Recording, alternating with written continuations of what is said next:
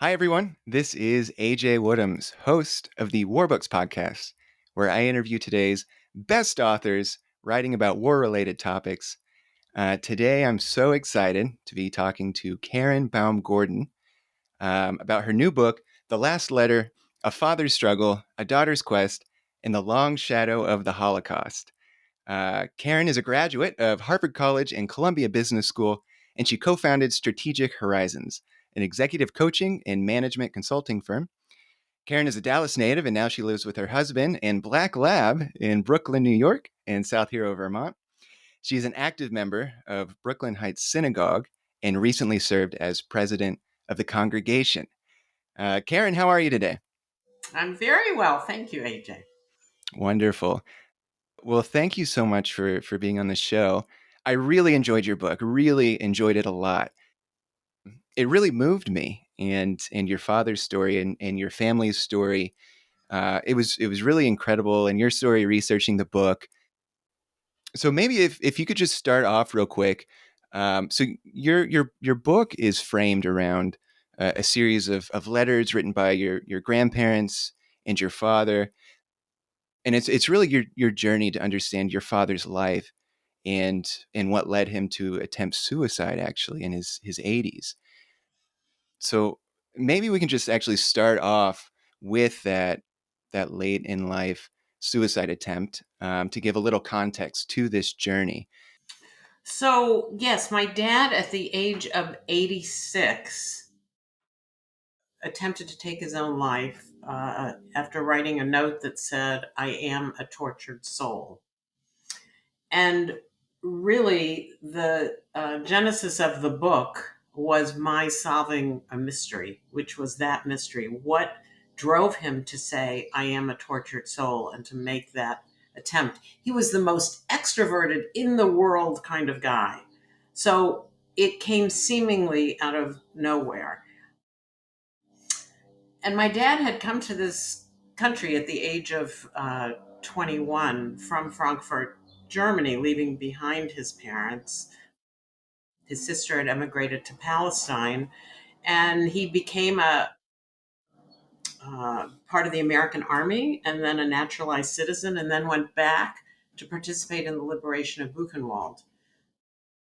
But it was years later that he wrote this note, and my mission really was to understand what was that tortured soul. So I didn't set out to write a book. I set out to solve a mystery. Well, so then when your father attempted to take his own life, what so you and you talk about this a little bit later in the book that maybe there were some small signs of depression, but you were pretty taken aback. You were pretty shocked at the incident. How long did it take for you to connect the dots with his life and what happened to his family and his experiences? How long did that take for you? I would say it was about the connecting the dots was maybe a year ish. The writing was more like 5 years. But connecting the dots was about a year. He had had, yes, he had had two previous incidents of depression. And you would say, well, of course. One was he got fired from a job when he was in his uh, 50s and had three kids he still had to put through college. And he went into a depression then. But you could write it off as understandable. Another time was when he had triple bypass surgery. And as we know, many people after that surgery go into depression, due largely to sort of your own brushes with your own mortality. So, again, understandable. But when this one happened, this one was really so different. And, he almost created his own private gas chamber, really, in the garage. So, and his mom had committed suicide in the ghetto on the day she found out that they were going to be taken to Auschwitz. So there was a history there, there was a connection there. And I started the journey by having these 88 letters professionally translated, letters written by his parents from Germany to him on a weekly basis when he was here. And that really started to unlock some of the mystery, as well as a very dear friend of his who said, I think it's the Holocaust. That's what was at the root of it. That's what I remember reading that in your book, and I could almost feel like the dots connecting in your mind in that passage. Well, let's retrace the story of your family. Let's start at the beginning, then in Frankfurt, Germany, where your grandparents lived, and where your father grew up. Tell us about their life. You know, what kind of people were they? How did they make a living? What was life like?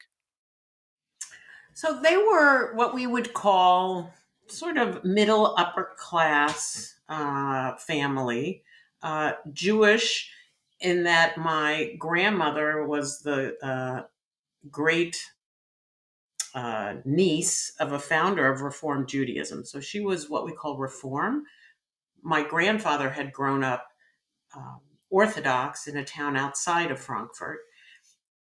He sold tailor supplies and he traveled on the road to various customers to do so. They lived in a beautiful, what we would call attached houses, or brownstones is what we call them here in New York.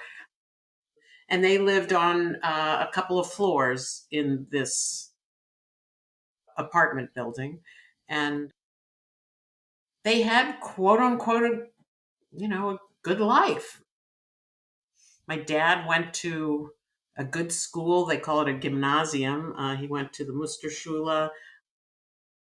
My aunt went to a very good girls' school. Life was good. They went to concerts. They went out.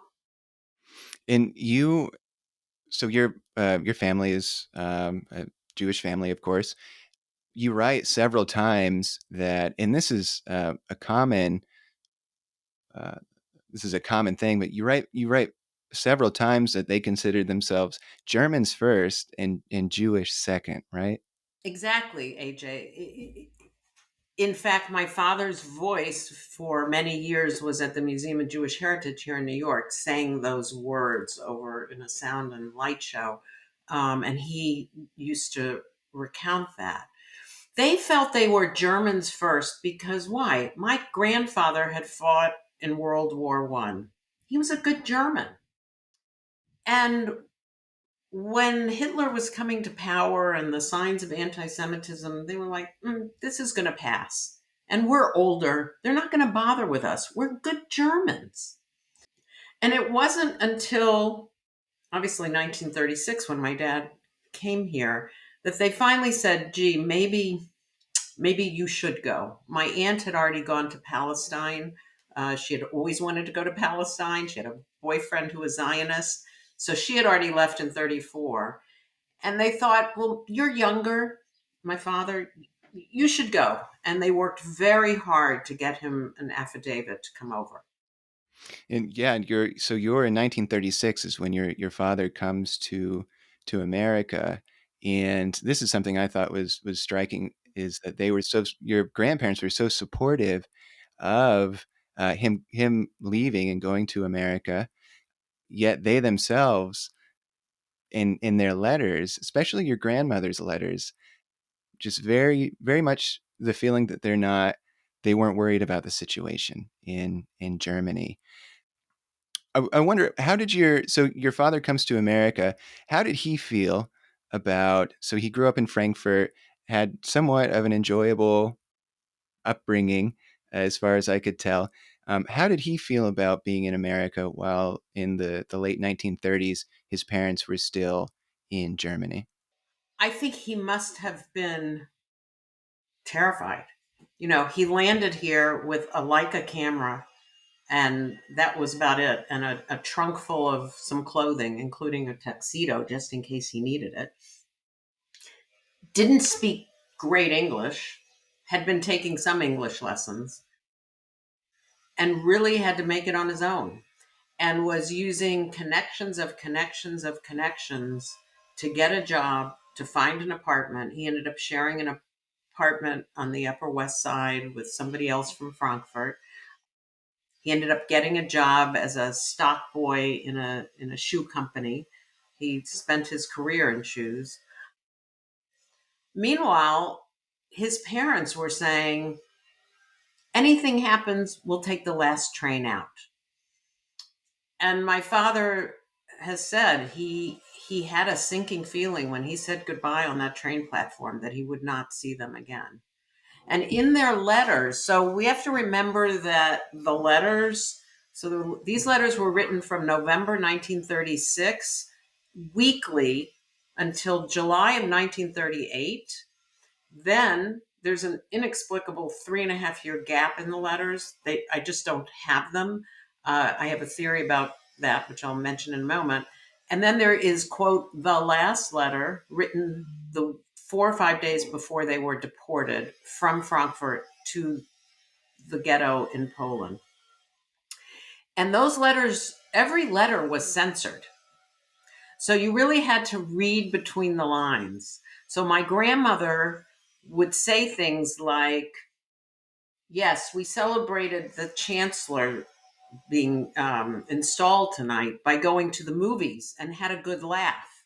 So you really had to get the nuance of what she was saying.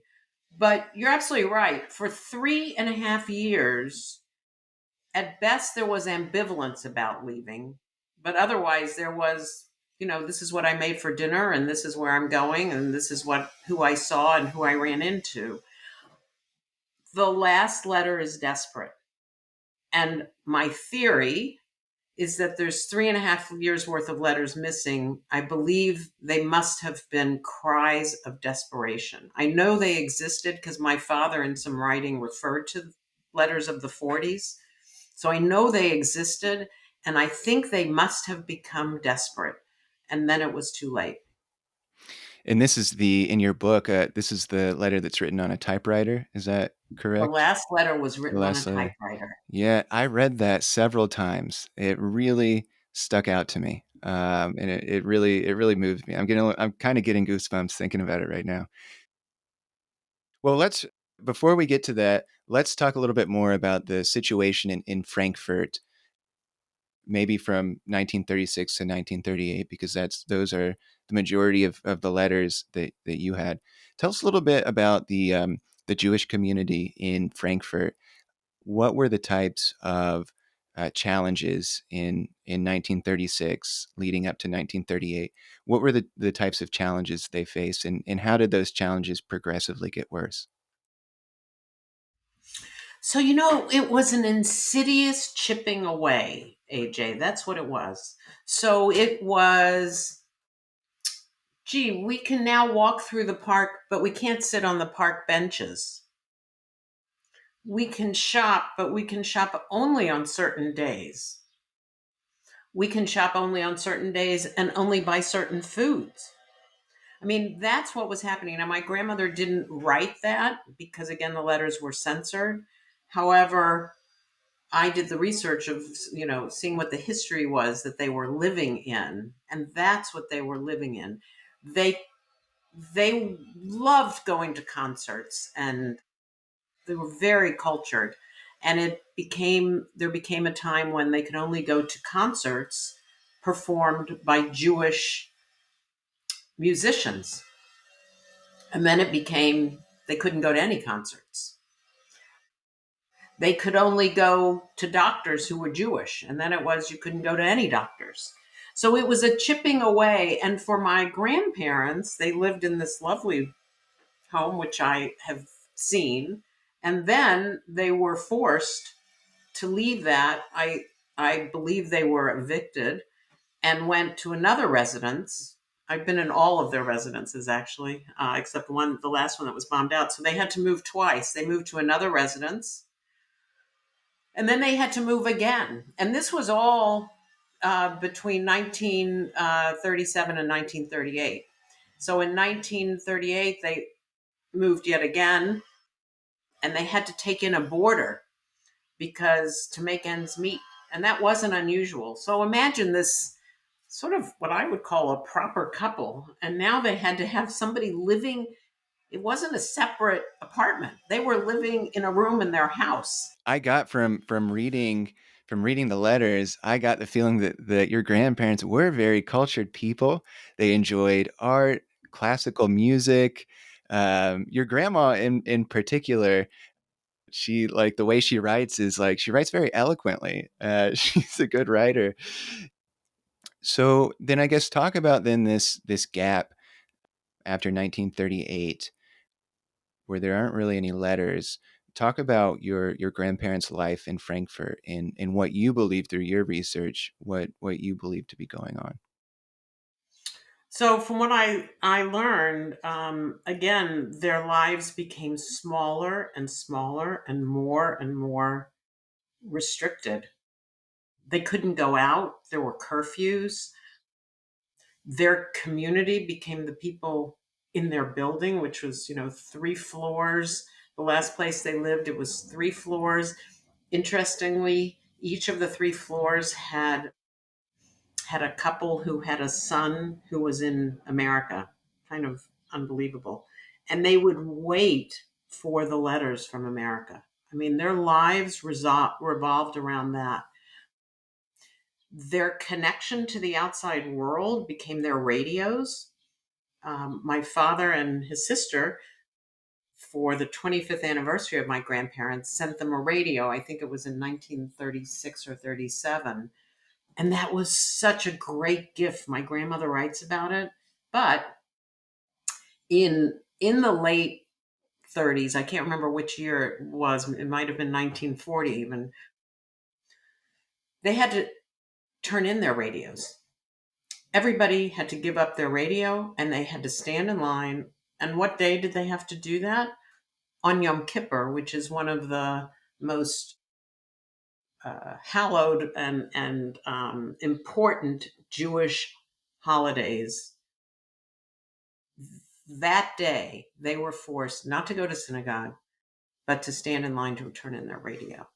So there were such powerful ways that they were tortured emotionally before the physical aspects started.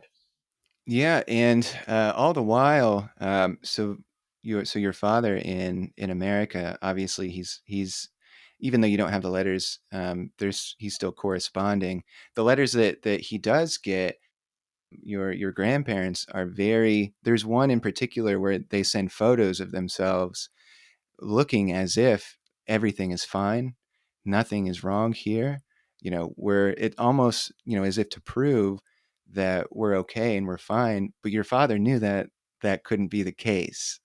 Talk a little bit about that. Yes. So that series of photos, my grandmother writes. First, she says, I'm going to be sending you the photos. Then she says, included are the photos. And then the next letter is, what do you mean by saying I'm putting on a face? So clearly, my father must have made a comment in his response of indicating that he knew things weren't okay, despite the fact the 4 photos are fabulous in the sense that they're sitting in the living room, they're reading, they're writing. My grandmother's reaching over to turn on the radio. It's amazing. So, quote unquote, normal. But my And dad knew it wasn't normal. I found that very fascinating because I mean for a lot of reasons, parents children want to make sure their parents are doing okay. Parents want to make sure their children are doing okay.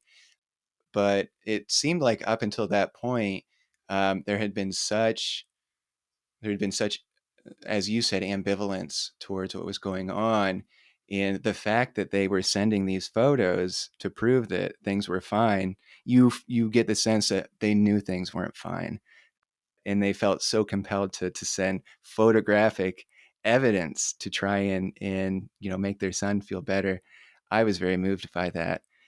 Well, I would say also, AJ, for me, I was the same age as my grandmother when she was writing the letters. I was her age when I was having them translated, and our oldest son was the same age as my father at that time. And for me, I had such a visceral reaction. It was so strong, the connection, because I could almost feel and imagine, as you say, what it must have been like as a parent, as a mother, Sure. writing to your Yeah. son. Though I can't imagine writing that last letter. That I can't imagine. Sure. Yeah. Well, no, I resonated a little bit too. So every Sunday, me and my mom, we call and talk to each other. And sometimes we really don't have anything to say, but we've Right. set up like that kind of schedule.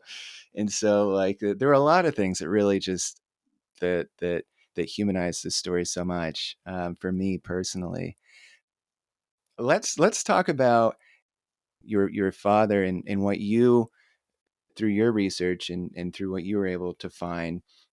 So he was attempting. So after 1938, obviously it's clear to your grandparents and the world and everybody that things are really bad in Germany.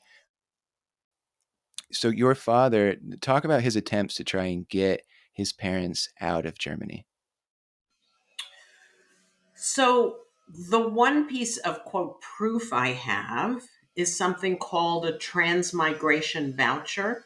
It's actually the first document I came upon in my research. And I remember the wheel turning on my computer and then up popped this transmigration voucher, which is a document that was filed with the Jewish Distribution Committee, which was evidence that my father was had an account and was saving funds to be able to pay for the passage of his parents to come here. I don't know the specific attempts he made and whose door he knocked on. I mean, those are questions, unresolved for me. I'd be so curious to know. My grandmother, in her last letter, made references to more and more people for my father to try. So I don't know. I can only imagine that he had connections of connections. My grandmother was an incredible networker, as was my father. And I believe he must have knocked on many doors. But getting an affidavit, especially in 38, 39, became very, very difficult. Yeah, talk a little bit about that. Why was it so difficult for at that point in history? Why was it so difficult for refugees from Germany to emigrate to America? So, first of all, the immigration quotas were decreasing. So the doors were starting to close. That's number one.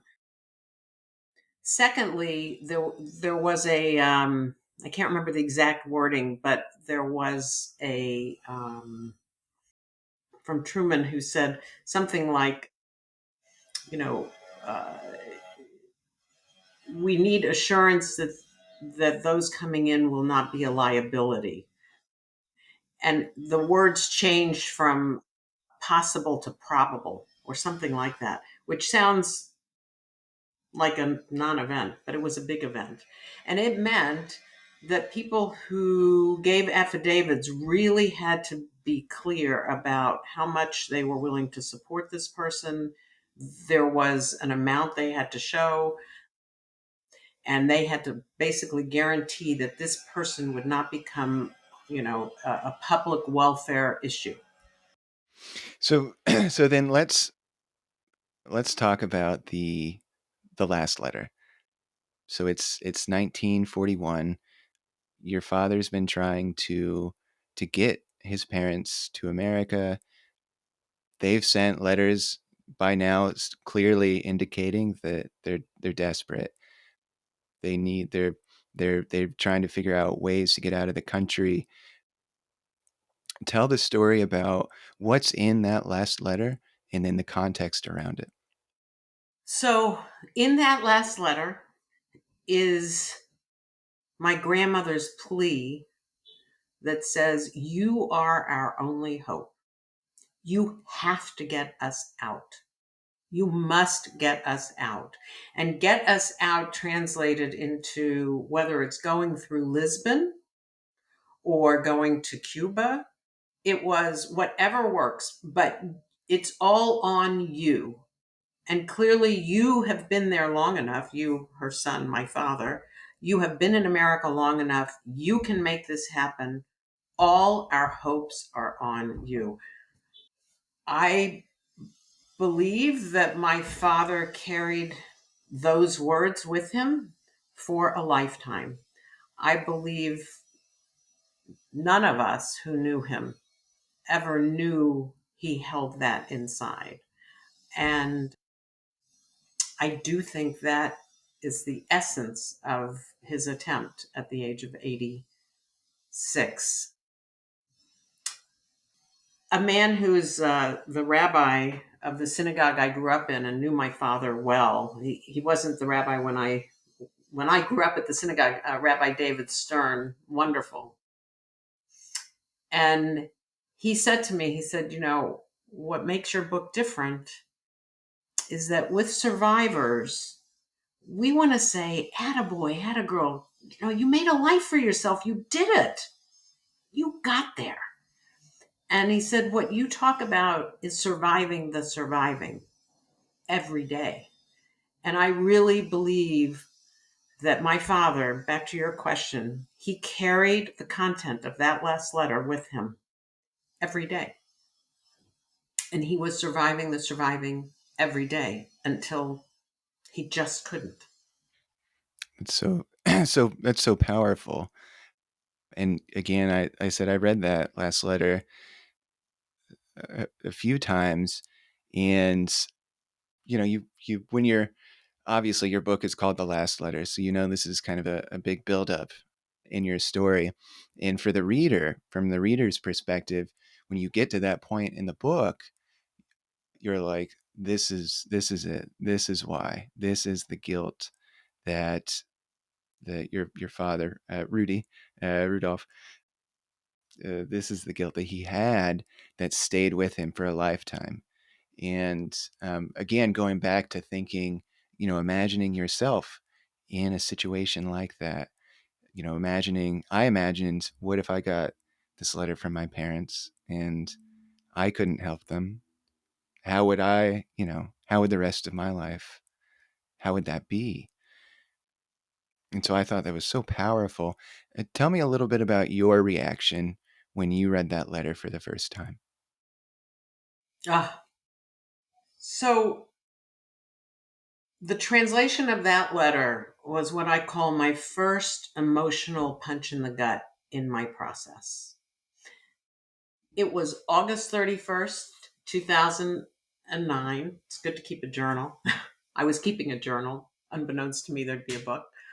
And I was beginning to have the letters translated. Andy, who was the mentor and dear friend of a friend of mine, was the one translating them, born in Germany, but had lived in this country many years. So this is 2009. He called me on a good old fashioned landline and said, so I've got the translation of the last letter. I wanted the last letter translated after the first few letters were translated. I was, like a kid who can't wait to open a present. I really was eager to have the last letter translated. I didn't want to wait through all the others. So he calls and he says, I'm ready to talk, to tell you what it says. So I take out a pad of paper and I start to write down verbatim what he's saying to me. I end up in a complete puddle of tears. And I trek downstairs where my husband and son are watching the Yankees versus the Baltimore Orioles in Baltimore. They look up and see my face. They pause the baseball game. And I proceed through my bleary eyed vision to read my scribbled notes of what is in that letter. They give me a hug. I go upstairs. I'm just so spent. And all I want to do is crawl into bed. I crawl into bed with a book that is called The Chronicle of the Lotz Ghetto, which is the ghetto my grandparents were in. And It's a very thick book. Normally, a book like that, I would look at the index, look at the table of contents, look at the pictures, read a few bits and pieces. But this was a daily diary of the ghetto my grandparents were in. And I started on page one, paragraph one. And page one, paragraph one was a note from the editors of how did how did this diary come together. And it talks about the weather first, it talks about mundane things that happened, and then anything big that happened that day. And they pick a day, and it happens to be at the end of that paragraph, they mention my grandmother who committed suicide that day. And I couldn't believe it. I was like, oh my God, between the translation of the last letter and this.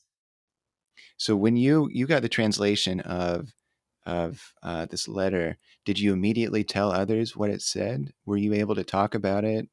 What was your process for sharing that with your family? So yes, I did. I shared that with kind of my inner circle of people who were connected with me in this process, a few dear friends, as well as with my brother and sister, and and of course we have two sons, my other son as well, and it just felt so clear to me what my father had been carrying, and and the last letter also, in terms of the title of the book, there's a. It also refers to the last letter my father wrote to us, his children. So my father wrote a letter that he kept with his will. He called this is called an ethical will. A letter like this. It's in the Jewish religion, there's something known as the ethical will, which is your requests, your regrets, etc. And in this letter to us, his children, my father writes, the hardest thing I ever did was leave Germany. And I ask that you in your lives never forget what we call yahrzeit, the memorial day when somebody passed away, that you never forget the yahrzeit of your grandparents. And I took that very literally. And I light those, I light a candle on the appropriate date for each of them every year. Well, I guess one, that's amazing. I guess we should then continue to talk about, after the last letter, what happened to your grandparents. So the this last letter is, what date is this last letter written? October 15th, 1941. So tell us what happens after this date to your grandparents. So on October 19th, there was a deportation from Frankfurt to the Łódź ghetto. It's spelled Lodz and pronounced Łódź, to the Łódź ghetto in Poland. And on that day, so I've read accounts, and I actually had the good fortune of knowing an expert, Monica Kingreen, an expert on the deportations. And they basically rounded up the Jews in Frankfurt, marched them down the street, said all they could carry was a suitcase of a handful of belongings. They marched them through the streets, roused them in the middle of the night, marched them through the streets, and took them to a place called the Grossmarkthalle, which is basically that means big marketplace. It's where it was the wholesale produce big market. They were held there in this space. I've actually visited the space. It's now a memorial. They had to give up their belongings. They had to be searched, and they were held there in awful conditions until they were put on the train to go to which. And I have to say, being in that space was also, I had more of an emotional reaction than I expected being in that space. It's You're talking about untouched being at the memorial? at the memorial because it is an untouched, basically bare wall, awful produce hall. It hasn't been touched. It's actually on the premises of where the European Central Bank is in Frankfurt. So it's kind of underground a bit. You have to walk under to get there. And I can only imagine the conditions that they were held in. But I bet my grandmother kept her fur, as I learned from a survivor of that ghetto who became part of our family, Salomea Cape, Dr. Salomea Cape. I found her in my research. We traveled to to the back to the town of Wuch, and she said at the age of 14 she was in that ghetto, and she said, I remember when the German Jews came in with their furs, looking down on us, and it was only a matter of, I'm sure, days before those furs were given up and traded and gone. Now, talk a little bit about then your father and how he found out what what happened to his parents. So he somehow found out that they both died in this ghetto in at some point before September 1942, because there is a small obituary in a German Jewish newspaper that was published here in New York called the Aufbau. It still exists, actually. And there was an obituary. So either my father placed that obituary or my grandmother's brother had successfully immigrated here with his wife. One of the two of them miraculously found out between when my grandparents passed away, when they died, to September, that had occurred. I will never know how they got that news. I think that's pretty quickly. My grandmother died in May, and my father never knew when my grandfather died. He assumed he must have died before my grandmother, or else she wouldn't have committed suicide. So, my grandfather, I did do the research and found out he died on February 22nd, ostensibly of malnutrition. That's what the report said, but who knows? Tuberculosis, who knows what he died of? Now, do you have in your research, were you able to find anything on how this impacted your father, how he felt when he heard the news? I don't know how he felt when he heard that news. I don't know the answer to that. I do know that he married my mother pretty quickly thereafter, um, which in many ways makes a lot of sense to me. They got Yeah. married. If he found out in somewhere, let's say just before September of 42, he had just met my mother, and they married the following July. So I think that must have been a way for him, like a solve for him in many ways. And then so your father, shortly after this, so he's been in America. He's been trying, he tried to get his parents to Germany, was not successful. But he still very much feels like the fight in Germany is his fight. So he has been working a sales job in America, but he actually enlists after America joins the war, after Pearl Harbor. Talk a little bit about his enlistment and what his job was going to be in the army. So he enlists, and his employer said, we could make it so that you don't maybe have to enlist. And he said, if I don't sign up to fight this, who should? So he enlists, and mind you, at that point, he's not a citizen. He's not a naturalized citizen. So after he enlists, and I have the article from the Denver Post, he was stationed in Colorado, and he and four other soldiers go to a courthouse and become naturalized citizens. And the judge who officiates at that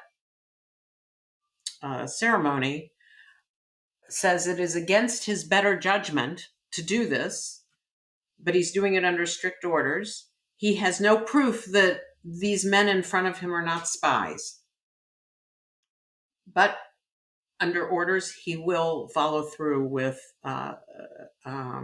enabling each of them to be naturalized citizens. So he becomes a naturalized citizen, and it is as a naturalized citizen and a member of the American Army that in 1945 he goes back to Germany. He goes back to Frankfurt, and he's part of Patton's army. And And he was too. amazingly, He was too.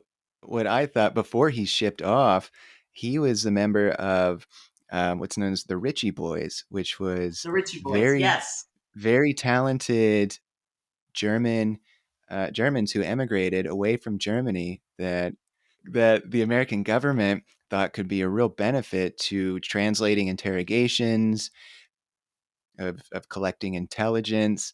I was actually really excited to read that because I remember watching a 60 Minutes segment about the Ritchie yes. Boys, and I was like, "Wow, that's so incredible!" And I bet all I remember thinking, all of these people must be so proud to be part of this group. So your father was one of the Ritchie Boys, although you write that he didn't talk about that so much. He didn't, it's so interesting. He was a Ritchie boy. He was trained in how to write leaflets that ultimately would be dropped from planes to German citizens to encourage them to, the war was ending. He was trained in how to make radio announcements. My dad had an incredibly booming, wonderful radio voice, actually. And he writes about being a Ritchie boy was like, quote unquote, being home again. Why? Because he was with all of these other German Jewish soldiers and other nationalities. And there were some famous ones. It was Klaus Mann and others who were Ritchie boys. I believe that my father didn't talk about it much because, in some ways, the Ritchie boys, almost like you just said, they were heroes in a way. And I think my father, again, in this surviving the surviving, might have struggled with that notion of being somehow viewed as heroic. That's my hypothesis. I don't know. But he goes back to Germany. He goes back to Frankfurt before going to participating in the liberation of Buchenwald. He gets to the home where he grew up, where he spent 19 years. He has his hand on the doorknob to go in, and the top has been bombed out, and he can't go any further, understandably. He I thought cannot go that any further. was another very powerful moment, another moment where I imagine, you've been away from your home for like your home where you grew up. You've been away for almost 10 years at this point, and so your father has returned to Germany now as an American soldier, and he's standing at his childhood home where all of his memories with his parents and his friends and his community, all these memories racing through his mind. And I just thought, I think this, I mean, this is one of those moments where I was like, this is an incredible story because to be that person that is standing there as now a liberator, I just thought that was so moving. What did your father see when he returned to Frankfurt in 1945? He saw bombed out buildings. He saw stadiums that the soccer stadium was bombed out. He saw The synagogue, he went to two different synagogues, but he largely mostly went to the Reform synagogue. And that synagogue had been used as a warehouse for armaments by the Nazis. So it had been desecrated and was just in horrible shape. He saw streets that were, just filled with wreckage. I can't imagine. He went back to his school that he attended, and again, much of it was in shambles. And I remember my father writes about wondering what happened to various of his classmates. Where were they today? I don't know how he did that. Even for me, I went back and went through those residences. I went to that school that he went to that's been rebuilt. I went to the synagogue that's been rebuilt. And wow, that was incredibly emotional for me. But as you said, for my dad, how did he do that? And then he goes on to Buchenwald and participates in the liberation, where under the orders of Patton, they walk the citizens of Weimar, the town that Buchenwald is in, they walk the citizens through the camp with the dead bodies stacked and oh my gosh, they walk them through and show them what they claimed they didn't know was happening in their own backyard. Lampshades made of human skin. And how did my dad do that? Yeah, I was so fascinated to learn that your father was there at the liberation of Buchenwald, and you talk about how, I mean, as you just said, the citizens of the town were paraded through to bear witness to all the horrible things, and you also talk about how later on in life your father, I think it was he was at a Holocaust memorial museum, and he saw footage of himself parading all of those citizens through there, which I thought was incredible. So the concentration camp liberation itself? How did that stick with your father? What were his feelings? I imagine on one hand he was proud to be a liberator, but on the other hand, just unspeakable terrible sights that he witnessed. How did this experience stick with your father? So I don't know for sure. I can say that again, that must have been part of what he continually carried with him. We had pictures in a photo album that he had put together, and this photo album was tucked in between our family photo albums. And this particular album had pictures from the liberation. I remember as a little girl sitting on the floor of the den going through that album and asking questions. My father was not one to talk a lot about it, his experiences in the war, until after he had his heart surgery, actually. But growing up, if asked a question, he would answer, but it's not like he spoke about it a lot. But these pictures, I remember asking about them, and they were part of his being a soldier and his duties, so to speak. I'm sure at the time when you asked, a girl asking that question, in his mind, I just wondered what when the gears are turning and they're like, how can I possibly answer this? Like you said, he probably kept a lot inside, and to explain that, still, I mean, for anybody, still to this day Yeah. to explain it, And I I can't imagine very difficult for him. and I can't imagine his experience of two things. One is late at night, one night, my dad used to read Time magazine, uh, and he'd read it often before he went to sleep at night. And one night he's reading Time magazine, and there he sees a picture of himself at the liberation of Buchenwald, which he didn't even know somebody was documenting at the time. And then years later, in the early 90s, when the US Holocaust Museum in DC opened, he went there and The exhibition moves from the top floor to the first floor. On the first floor is the liberation. When he got to that floor, he sees himself in a videotape, as you said, Yeah. participating in that.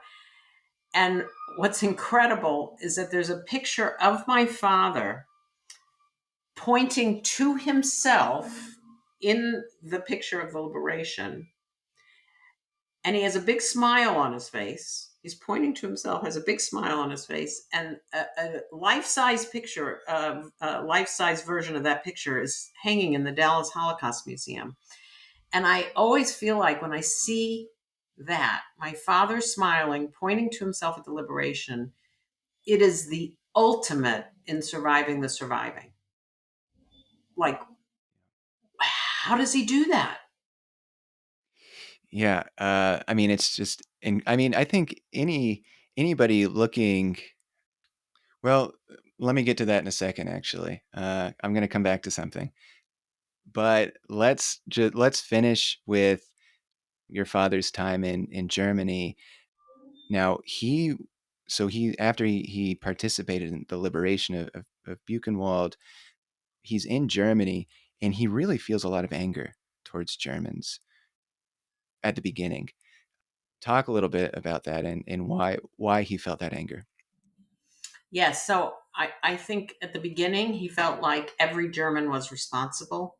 Where were they on X and Y and Z day that such horrible things happened right next door to them, right under their eyes in all the communities all over Germany? Then in 1945, after the liberation of Buchenwald, he is in charge of a unit of soldiers stationed in Marburg to establish a free press. Now, there were many of these units all across cities and towns in Germany and elsewhere to establish, quote, a free press. And that meant a new newspaper that had freedom of speech. But my father, who knew nothing, by the way, about the newspaper industry, had to hire a publisher, an editor, and staff. And he was interviewing Germans in the town of Marburg. And the people who were, quote unquote, working for this army unit, the cooks and the cleaners and everybody else, they were all German.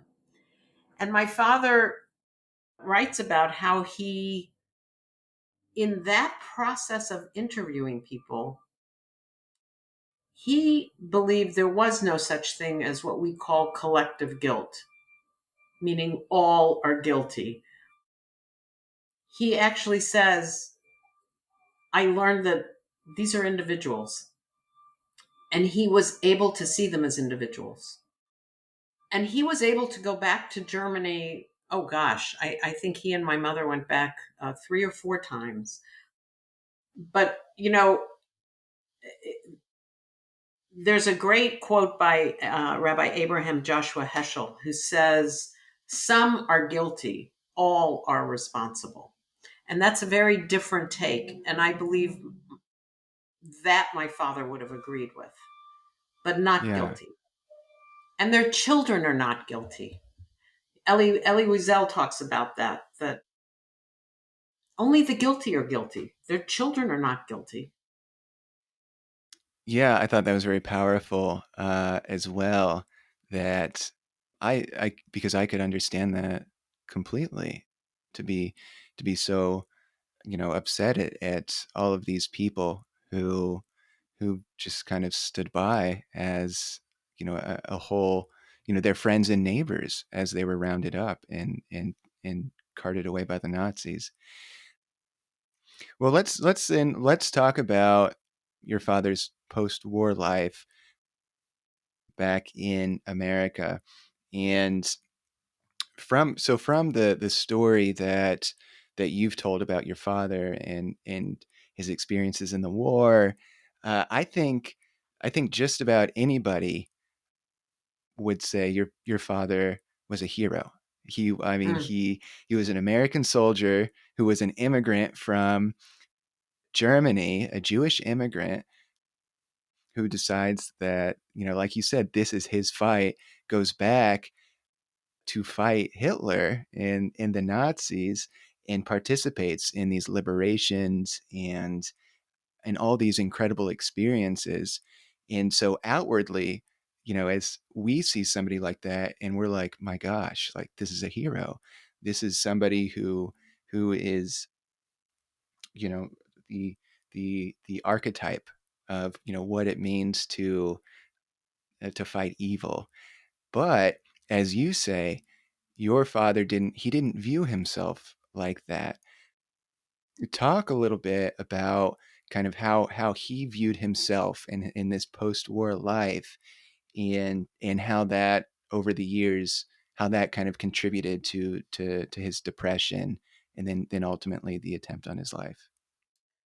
So, I'll never know exactly how he viewed himself. I do know that, like, as I said before, I don't think he wanted to be viewed as a hero. And until the age of 75, he really didn't talk about it very much. After the age of 75, my father was out there on the speaking circuit. He spoke to the Texas state legislature. He talked to church gatherings, synagogues. He would be at Holocaust memorials. And he really felt compelled to tell his story. And I Do you think think that it was, was like, I'm sorry. Well, I was no, gonna go say, ahead. do you think maybe that was like a therapy for him, that he had kept it inside for so long? I think maybe it was, yes, to answer your question, it well could have been. And I think that triple bypass surgery, that brush with his own mortality, and the realization that if he doesn't tell the story, who will? And he is of a generation, and sadly, we're coming to the end of that generation of people who really did live during that time. And I think he realized having his voice out there was really important. And he would speak. I videotaped him once. He was a docent at the Holocaust Museum in Dallas, as I mentioned, and he would uh, speak to eighth graders, and take their questions and be able to connect with them. And I think he reached a point of understanding, if I don't do this, who will? Yeah. What do you think that with with your father and how he dealt with his, I mean, of course we don't know if, he felt, we don't know for sure because he didn't say that he felt traumatized, but he must have been after seeing all of that. What do you think your father's story tells us about how we deal with trauma, especially how people returning from those types of situations deal with trauma? I think when the trauma is not spoken about, I think it takes on even more power. And Carl Jung says, it's not the outward conflicts or challenges that we hear or know about from our parents that have impact on us. It's the unspoken ones. And I think in my father's case, again, it was in the air in our house. It wasn't really spoken about. So these notions of how did my father feel about things, I don't really know. Um, I do believe that there is such a thing as multi generational trauma, and that it is passed down, that it's somehow in the genes almost, so to speak. And as I started my journey, and as it evolved into a book, I had the hope of diluting the multi generational trauma, diluting it, frankly, for myself and also for our sons. And I really hope that by being out there with it, by being giving voice to it, by talking about it, it has had that impact. I believe it has, actually, in talking to our sons. And Well, talk. Talk a little bit about then, so you started writing this in 2009. Talk about how you have changed personally after going through this journey of understanding about your father. How has this experience changed you? So, one, it's made me sad that I really didn't know what was so buried underneath for my father. That's one piece. Another piece is it makes me ultra sensitive to when I see families separated. So in today's world, when I saw those particularly early pictures during of the Ukraine war, and we saw children, with their noses smushed against the bus windows, and the parents outside, I have a very strong visceral reaction to seeing the families separated. I'm much more sensitive when I hear international reporting about war zones and the impact and the children. I get very focused on the children and what that is going to mean for the future generations. That's great.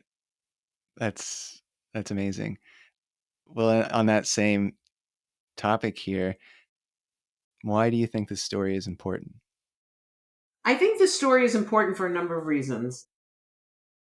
In addition to the multi generational trauma aspect, I really want to relay to folks that anybody can go out and learn more about their family background. I am not a historian or scholar, and I was able to do this work. And I always want to say to folks, if there's someone in your life that you want to know more about, now's the time. They're not going to be on the planet as long as you want, probably. And ask the questions now. And by the way, if they've passed on, 2 feet in the internet and a little determination goes a very long way. So that's sort of the second reason I believe it's important. And the third is that I have to say I believe my book is a cautionary tale of sorts. If we look at today's world, believe me, I didn't think about this in 2009. But if we look at today's world, it's unbelievable some of the parallels. So there was an America First committee back in the 1930s, as we have today. There were people in high cabinet positions, Breckinridge Long, Cordell Hall, they were the Secretary of State and Assistant Secretary of State.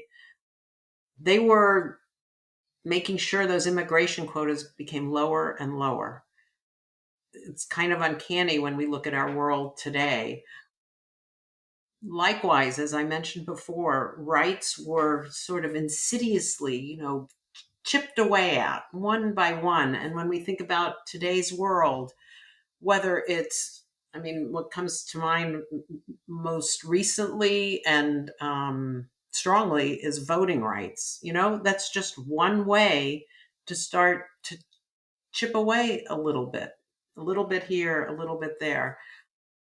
So I view my book as a cautionary tale and of saying, let's keep our eyes open. Let's be aware. Oh, that's I love that answer. Well, Karen, this has been such an incredible interview, and I'm so glad that you took some time to talk with me and talk with us about your book, which again I really enjoyed and was really moved by. Where can folks find you if they want to either read a little bit more about your book or they want to get in touch with you? Where can people? Are you on social media? I'm on social media. I'm on Facebook. I'm on LinkedIn. And again, my name is Karen Baum Gordon, and I have a website called karenbaumgordon.com. So that's an easy one to remember. Yeah, And that's where they can find out more about me and more speaking events coming up, etc. And I'm perfect. very grateful, AJ, for this opportunity, for your questions, for the dialogue, for the conversation. Thank you so Oh, much, really. thank you. No, pleasure was all mine. Great. Well, Karen Baum-Gordon, her her new book, The Last Letter: A Father's Struggle, A Daughter's Quest, and the Long Shadow of the Holocaust. Go out and buy it. Go to your library and check it out. It's a story that is really worth reading and worth being told. And Karen, thank you again. Thank you.